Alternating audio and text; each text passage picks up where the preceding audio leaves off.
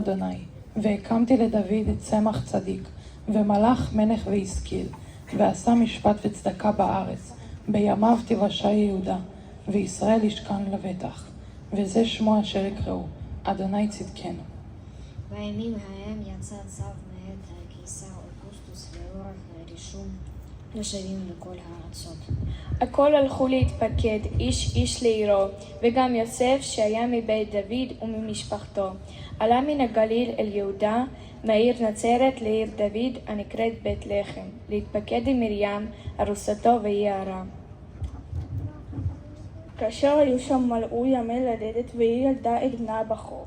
לאחר שחיתלה אותו, השכיבה אותו באבוס, כי לא היה להם מקום במלון. באותו חבל ארץ היו רועים שנהגו לגור בשדה ולשמור על ידרם בשמורות הלילה. לפתע נוצר אליהם מלאך אדוני, כבוד אדוני נגע סביבם, הם נבהלו עד מאוד. אולם המלאך אמר להם, אל תפחדו, כי הנני מבשר לכם שמחה גדולה, אשר תהיה לכל העם. היום נולד לכם מושיע בעיר דוד, הוא המשיח, האדון. וזה לכם עוד תמצאו תינוק מחותל שוכב באבוס. פתאום היו ליד המלאך המון צבא השמיים, והמה מהללים את האלוהים ואומרים, כבוד לאלוהים במרומים ובארץ, שלום על בני אדם אשר אותם רצה.